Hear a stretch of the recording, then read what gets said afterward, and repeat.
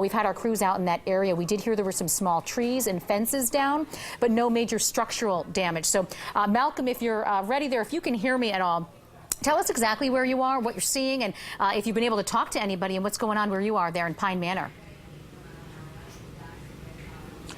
Hey, so Miriam, we're on Pine Manor just off of Summerlin. We haven't been able to talk to anyone yet, but I want to show you some of the storm damage that we have seen out here. The worst of the rains, we believe that those have already passed, but the damage has clearly made itself felt.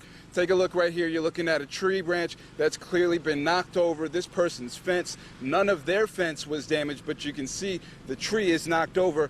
Now, the folks that they live next to, they're not going to be as happy, because if you take a look at this fence here, it's clearly knocked down from this tree, which we believe to be inside of the person's yard there, fell from inside of their fence to the outside, and the fence is completely knocked down. This tree over here also looks to be damaged as well.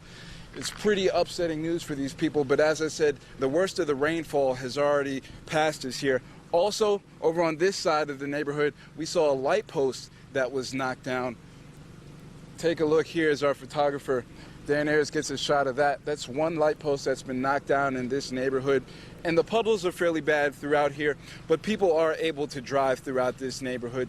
This is probably the worst of the damage that we've seen here, but on the way here, we took the Cape Coral Bridge. It looks terrible. Not too many drivers are on the road out there, and that's a good thing, but the visibility was awful. You could only see a couple hundred feet in front of you, and once you looked over the bridge, you could hardly see anything at all. Nothing but gray skies and heavy rainfall. And we saw some minor flooding on our way here as we made our way to the Cape Coral Bridge on College Parkway. We saw some fire trucks rushing out to scenes and some power companies as well rushing out to scenes. I'm sure our weathermen have been advising folks not to get onto these roadways. I would say the same. And as I said here, as for where we are, the worst of the rainfall might have passed, but the destruction is clearly evident. Now back to you, Miriam.